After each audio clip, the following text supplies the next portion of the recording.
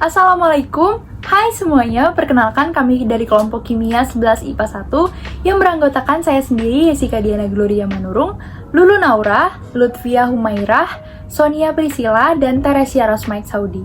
Di sini kami akan melakukan percobaan tentang laju reaksi dan tentu saja mengkaji teori tentang laju reaksi beserta faktor-faktor yang mempengaruhinya. So, biar kita nggak lama-lama banget, langsung aja kita masuk ke videonya. Nah teman-teman, hai semuanya, kita ketemu lagi. Jadi di sini aku, sebelum kita masuk ke video-video selanjutnya, aku mau mastiin dulu nih teman-teman semua ngerti apa itu laju reaksi. Nah, laju reaksi ini adalah perubahan konsentrasi produk maupun reaktan per satuan waktu, atau laju reaksi ini juga menyatakan cepat lambatnya suatu reaksi itu terjadi gitu teman-teman. Nah, laju reaksi ini contohnya apa sih, atau kita bisa temuin di mana gitu? Apa kita harus ke lab dulu baru kita menemukan laju reaksi? Enggak teman-teman, jawabannya laju reaksi itu ada di sekitar kita dan dekat dengan kehidupan kita. Contohnya apa? Contohnya misalnya kalian pasti pernah dong lihat paku atau pagar berkarat karena dibiarkan di luar dan tidak dicat gitu. Nah, contoh selanjutnya adalah misalnya kalian mau buat teh manis dan kalian perlu melarutkan gula. Nah, pelarutan gula ini juga termasuk dalam laju reaksi teman-teman. Nah, dalam laju reaksi ada beberapa faktor nih yang mempengaruhi laju reaksi tersebut bisa menjadi lebih cepat atau bisa menjadi lebih lambat. Misalnya, ada 5 nih teman-teman. Yang pertama ada suhu, yang kedua adalah konsentrasi, yang ketiga ada luas permukaan, yang keempat ada tekanan, dan yang terakhir ada katalis. Nah teman-teman, kenapa 5 hal ini disimpulkan menjadi sebuah faktor? Karena hal ini dikaji melalui suatu percobaan gitu. Dalam percobaan ini terdapat beberapa variabel yang dibedakan menjadi 3. Variabelnya itu yang pertama ada variabel bebas atau variabel manipulasi. Kenapa disebut seperti itu? Karena variabel ini yang biasanya datanya itu diubah-ubah dalam suatu percobaan. Tujuannya apa? Tujuannya adalah untuk mengetahui pengaruhnya terhadap percobaan tersebut. Yang kedua adalah variabel kontrol atau variabel yang biasanya bersifat tetap dalam suatu percobaan.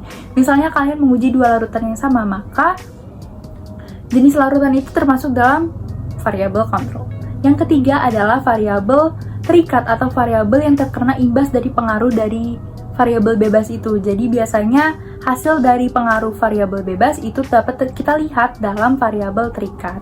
Nah teman-teman, itu adalah penjelasan singkat mengenai pengertian, faktor, serta variabel-variabel dalam percobaan. Mungkin teman-teman semua masih bingung kali ya, kayak variabel tuh maksudnya apa sih? Variabel X, variabel Y, variabel Z, atau gimana nih? Nah, biar teman-teman semua nggak bingung, teman-teman boleh saksikan video selanjutnya, karena di video selanjutnya kita bakal menganalisis variabel-variabel yang ada dalam percobaan Bu Virga. So teman-teman, biar kita nggak bingung, kita nonton video selanjutnya. Dalam video yang diberikan, yaitu pada percobaan pertama, terdapat 3 variabel terkait dengan percobaan tersebut. Yang pertama, ada variabel bebas. Variabel bebas dalam percobaan ini adalah luas permukaan bidang sentuh reaktan, yaitu dalam hal ini adalah kalsium karbonat. Lalu yang kedua adalah variabel terikat, yaitu laju reaksi yang terjadi. Lalu yang ketiga atau yang terakhir adalah variabel kontrol. Variabel kontrol yang terdapat dalam percobaan ini adalah HCl atau asam klorida 2 molar dan juga kalsium karbonat. Pada video percobaan yang kedua, terjadi reaksi antara HCl dan tiosulfat, di mana faktor konsentrasi yang mempengaruhi laju reaksi adalah jumlah mol dalam satu liter pelarut dengan satuan konsentrasi yang digunakan adalah molaritas. Semakin besar molaritas satu reaktan, maka akan semakin cepat laju reaksinya secara berlangsung. Begitu juga semakin tinggi molaritasnya, berarti semakin padat dan banyak pula molekul yang terkandung. Pada video percobaan tersebut terdapat variabel-variabel yang mempengaruhi terjadinya percobaan.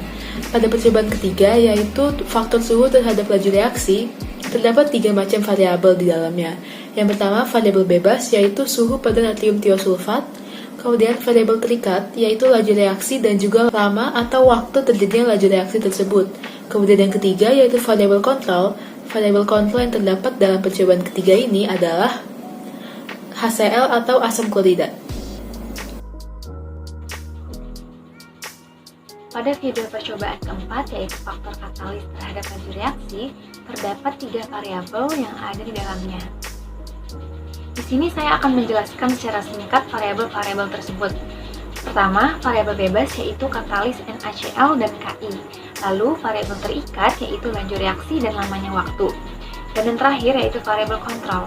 Variabel kontrol yang terdapat pada percobaan ini ialah peroksida dan sabun. Oke teman-teman, setelah video-video sebelumnya sudah teman-teman saksikan nih, mungkin teman-teman udah mulai ngerti kali ya apa yang dimaksud dengan variabel bebas, variabel terikat, atau variabel kontrol. Nah, seperti yang aku bilang di awal bahwa laju reaksi itu punya 5 faktor, maka di video selanjutnya kita bakal mengulik lebih dalam tentang faktor-faktor ini. Kenapa nih faktor ini bisa membuat suatu reaksi itu menjadi lebih cepat atau bisa menjadi lebih lambat? Kita bakal mempelajarinya di video selanjutnya. So, saksikan terus ya video selanjutnya. Setelah mengidentifikasi variabel-variabel terkait dengan percobaan-percobaan dalam video tersebut, kelompok kami juga telah mengidentifikasi faktor-faktor yang mempengaruhi laju reaksi. Faktor yang pertama adalah luas permukaan bidang sentuh. Dalam video tersebut, pada percobaan yang pertama, terjadi reaksi antara kalsium karbonat dan juga asam klorida atau HCl dengan konsentrasi 2 molar. Di sini terjadi dua reaksi, yaitu yang pertama dengan menggunakan kalsium karbonat yang berbentuk serbuk dan yang kedua dengan kalsium karbonat yang berbentuk kepingan. Dalam percobaan tersebut, reaksi yang menggunakan kalsium karbonat yang berbentuk serbuk lebih cepat selesai dibandingkan reaksi yang menggunakan kalsium karbonat yang berbentuk kepingan.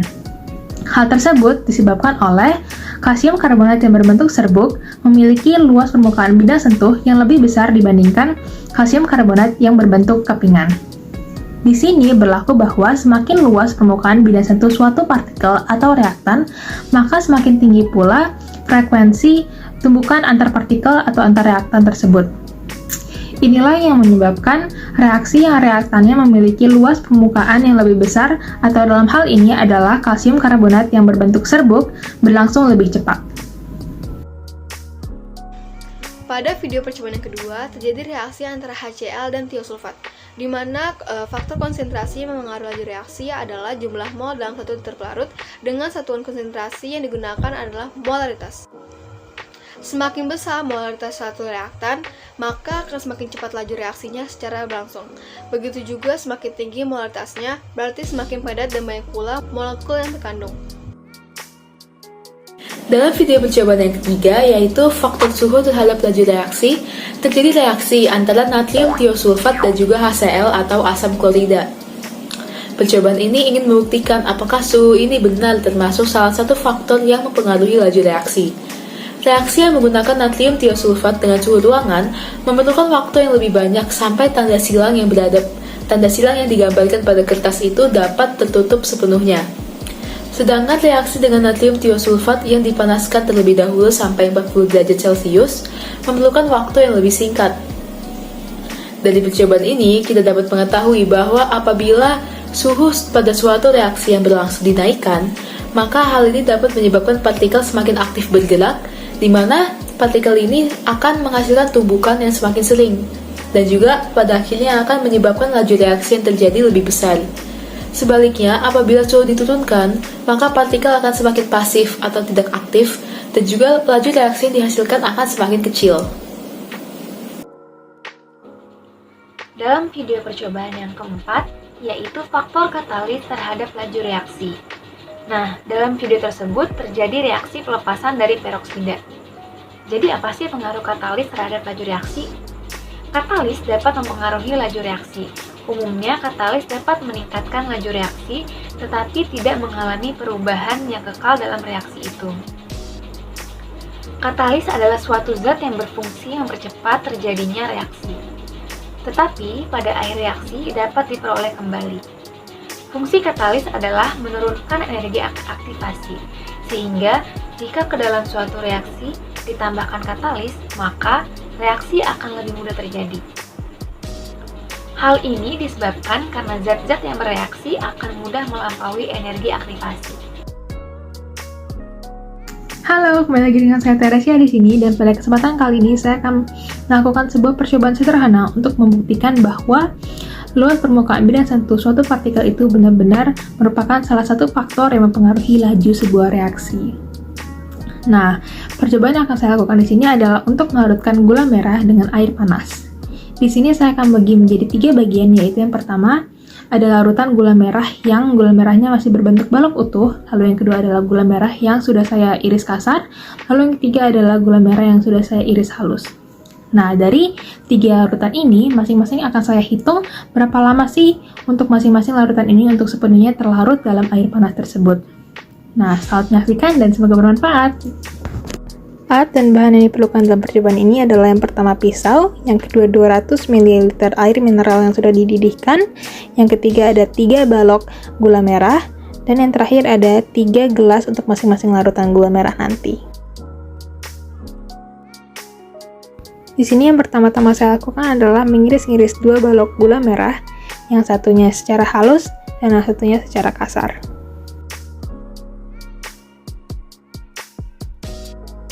Nah, di sini merupakan penampakan akhir dari masing-masing balok gula merah yang nanti akan kita gunakan dalam percobaannya. Untuk memulai percobaan, yang pertama saya lakukan adalah menuangkan air panas ke masing-masing gelas larutan. Masing-masing gelas diisi sekitar kurang lebih 60 ml air panas. Hal selanjutnya yang saya lakukan adalah memasukkan gula merah ke dalam masing-masing gelas yang sudah berisi air panas. Gelas pertama atau gelas yang paling kanan berisi gula merah yang masih berbentuk balok utuh, lalu gelas kedua atau gelas yang di tengah berisi gula merah yang diiris kasar, lalu gelas ketiga atau gelas yang paling kiri berisi gula merah yang saya iris halus. Selanjutnya untuk kalkulasi waktu, saya menggunakan stopwatch yang ada di HP. Sambil menunggu masing-masing larutan gula merah tersebut untuk larut, sesekali saya mengaduk masing-masing larutan tersebut secara bergantian. Di sini kita sudah bisa melihat perubahan warna yang cukup signifikan dari masing-masing larutan. Larutan yang berisi gula merah yang diiris halus, dari warnanya sudah cukup pekat, sehingga kita bisa melihat bahwa larutan ini sudah mulai terlarut. Larutan yang berisi gula merah yang diiris kasar juga sudah mulai terlarut dari warnanya yang sudah mulai pekat, namun tidak sepekat larutan yang berisi gula merah yang diiris halus. Nah, berbeda dengan larutan yang berisi gula merah yang masih berbentuk balok utuh, warnanya masih sangat light dan tidak terlalu signifikan perubahannya. Nah, di sini pada menit 1:57 detik, larutan yang berisi gula merah yang diiris halus sudah terlarut secara sempurna. Maka dari itu, larutan yang berisi gula merah yang diiris halus ini saya kebelakangkan dan kita tinggal mengamati 2 larutan terakhir, yaitu larutan yang berisi gula merah yang diiris kasar dan gula merah yang tidak diiris sama sekali. Lalu pada menit ke-4:19 detik, larutan yang kedua atau larutan yang berisi gula merah yang diiris kasar sudah terlarut secara sempurna juga. Maka dari itu, kita hanya perlu mengamati 1 larutan terakhir, yaitu larutan yang berisi gula merah yang masih berbentuk balok utuh.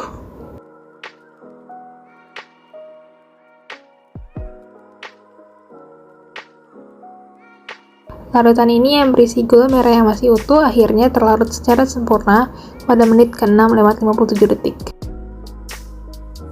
Nah, berikut ini merupakan hasil dari masing-masing larutan gula merah dan air panas yang sudah saya lakukan di percobaan tadi. Berikut ini merupakan hasil percobaan laju reaksi sederhana yang sudah saya lakukan untuk membuktikan bahwa luas permukaan bidang sentuh benar-benar mempengaruhi laju reaksi. Nah, di bagian sini yang sebelah kanan, ini larutan gula merah dengan air yang gula merahnya masih balok utuh, makan waktu sekitar 7 menit 9 detik untuk benar-benar larut.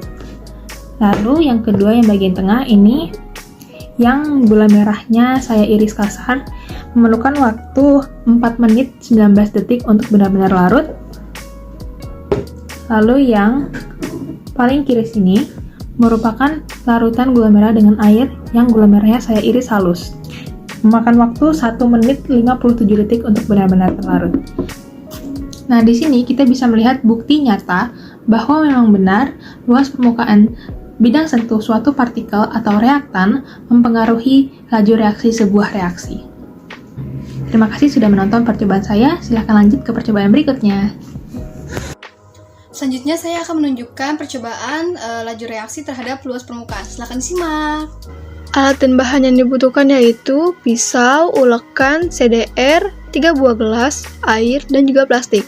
Yang pertama, kita siapkan 1 buah CDR, air, dan juga 1 buah gelas. Pertama-tama, tuangkan air ke dalam gelas, kira-kira 100 ml. Lalu, celupkan 1 butir CDR dan tunggu sampai larut. Untuk yang kedua, siapkan pisau, 1 CDR, air, dan juga 1 buah gelas. Potong CDR menjadi 4 bagian seperti ini. Lalu masukkan air ke dalam gelas seperti cara pertama dan masukkan 4 bagian CDR tadi ke dalam air yang sudah ada pada gelas dan tunggu sampai larut. Untuk yang ketiga, kita siapkan plastik, ulekkan 1 CDR, air, dan juga 1 buah gelas. Lalu ulek CDR sampai halus. Sama seperti cara 1 dan 2, kita masukkan air ke dalam gelas, lalu kita masukkan CDR yang sudah kita haluskan tadi ke dalam air yang sudah ada pada gelas. Dan tunggu sampai larut. Larutan yang pertama yaitu larutan dari 1 tablet yang kita celupkan tadi dengan menghabiskan waktu larut mencapai 1 menit 17 detik 74 detik. Kedua yaitu larutan CDR yang kita menjadi 4 bagian mencapai waktu larut 44 detik 28 milidetik. Larutan ketiga yaitu larutan dari CDR yang dihaluskan menghabiskan waktu larut mencapai 1 menit 24 detik 29 milidetik. Dari 3 larutan tadi, dapat disimpulkan bahwa luas permukaan sangat berpengaruh terhadap laju reaksi. Sekarang kita lanjut ke percobaan ketiga, yaitu laju reaksi yang dipengaruhi oleh suhu. Untuk alat dan bahan yang dibutuhkan, pertama ada tablet CDR, lalu 3 gelas, kemudian air panas, air dingin, dan juga air dengan suhu ruangan. Percobaan pertama yang kita lakukan adalah dengan air dingin.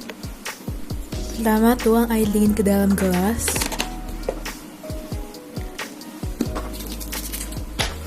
Lalu kita celupkan 1 tablet CDR ke dalamnya. Kemudian tekan stopwatch berbarengan dengan ketika tablet CDR dimasukkan ke air.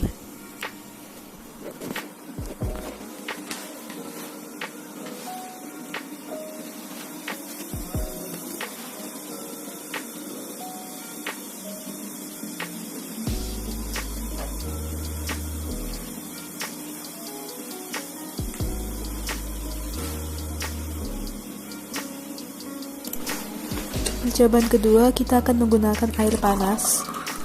Tuang air panas ke dalam gelas, lalu kita masukkan 1 keping tablet CDR ke dalamnya. Lalu diukur waktunya dengan menggunakan stopwatch.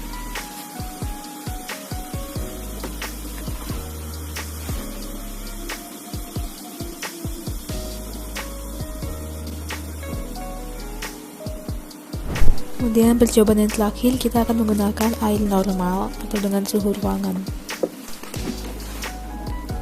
Masukkan air normal ke dalam gelas. Kemudian kita masukkan 1 keping tablet CDR dan kemudian kita ukur waktu laju reaksinya dengan menggunakan stopwatch.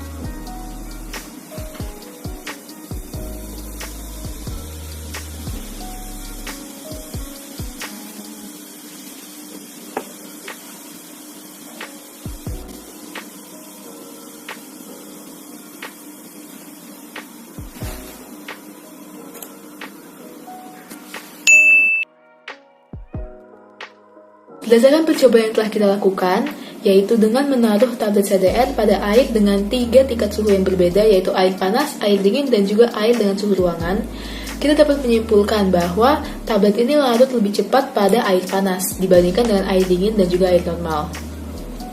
Kita dapat mengambil kesimpulan bahwa suhu itu sangat mempengaruhi laju reaksi.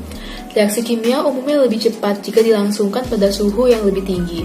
Jika suhunya rendah, maka reaksi kimia yang dihasilkan juga akan lebih lambat. Semakin besar suhu reaksi, maka akan semakin besar juga laju reaksinya. Sekian percobaan ketiga, sekarang kita lanjut ke percobaan selanjutnya. Halo semuanya, jadi saya akan melakukan percobaan laju reaksi yang dipengaruhi oleh konsentrasi. Alat dan bahan yang kita perlukan itu pertama ada 3 buah mangkuk, yang kedua ada cuka, yang ketiga itu cangkang telur, dan yang terakhir itu ada air. Setelah menyediakan semua alat dan bahan, langkah selanjutnya yaitu di mangkuk pertama tuangkan cuka murni sebanyak 150 ml ke dalam mangkuk yang sudah disediakan.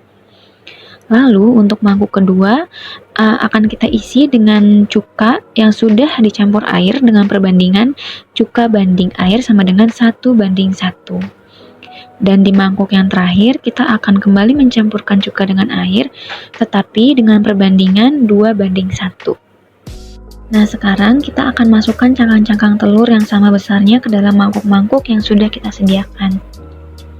Dan jangan lupa juga untuk mengukurnya dengan stopwatch agar kita tahu berapa lama waktu yang dibutuhkan agar cangkang-cangkang telur tersebut terlarut. Setelah semua cangkang-cangkang telur dimasukkan ke dalam mangkuknya, kita diamkan sampai cangkangnya terlarut.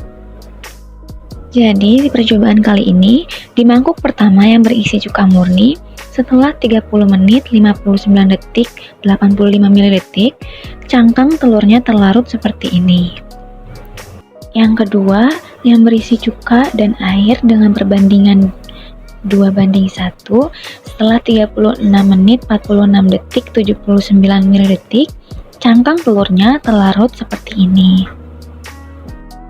Lalu di mangkuk yang ketiga berisi cuka dan air dengan perbandingan 1:1, setelah 40 menit, 31 detik, 14 ml, cangkangnya menjadi seperti ini. Dari percobaan yang tadi sudah dilakukan, dapat diambil kesimpulannya yaitu laju reaksi dipengaruhi juga oleh konsentrasi zat. Semakin banyak cuka, maka semakin cepat cangkang telurnya larut, seperti yang ada di mangkuk pertama dan kedua. Sedangkan cangkang telur yang di mangkuk ketiga lebih lama larut karena lebih banyak air dibandingkan dengan cukanya. Nah, hai teman-teman, percobaan selanjutnya atau percobaan yang terakhir kita bakal melakukan percobaan terhadap faktor katalis. Jadi kita bakal lihat pengaruh apa sih yang dihasilkan oleh katalis ini jika kita memasukkannya ke dalam suatu percobaan. Ya teman-teman, kita langsung mulai aja. Alat dan bahan yang kita gunakan di sini ada 2 cup, 2 paper clip, cuka,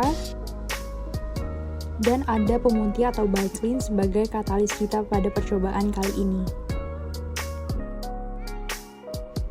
Langkah selanjutnya adalah kita menuangkan 2 tutup botol cuka ke dalam masing-masing cup.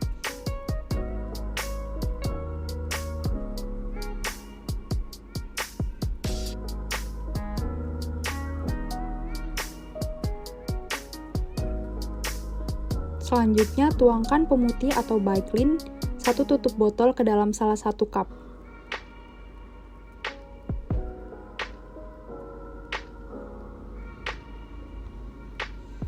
Selanjutnya, atur timer dan masukkan paperclip secara bersamaan, lalu nyalakanlah atau mulailah stopwatch.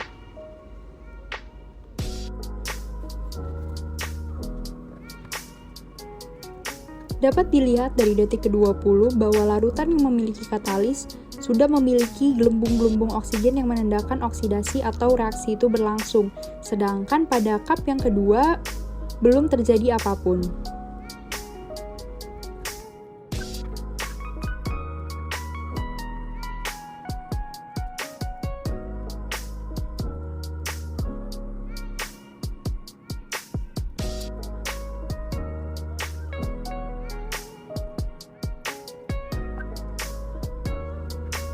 Setelah 3 menit, larutan yang memiliki katalis telah berhenti bereaksi karena sudah tidak ada gelembungnya lagi.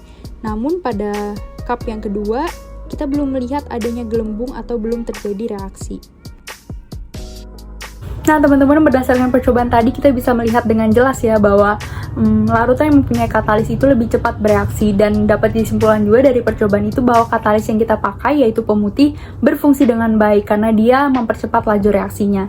Nah teman-teman, berarti kita dapat simpulkan juga bahwa laju reaksi ini menekan energi aktivasi sehingga laju reaksinya bisa lebih cepat seperti yang sudah dijelaskan teman-teman saya pada sebelumnya. Nah teman-teman, sudah sampailah kita pada akhir video ini karena kita udah bahas banyak banget ya dari pengertian, faktor variabel, menganalisis variabel dari percobaan, atau bahkan kita buat percobaan kita sendiri untuk membuktikan bahwa faktor-faktor itu emang benar gitu teman-teman. So, jika kelompok kami ada kesalahan kata maupun perbuatan, mohon dimaafkan. Kami pamit undur diri. Sampai jumpa. Terima kasih semuanya.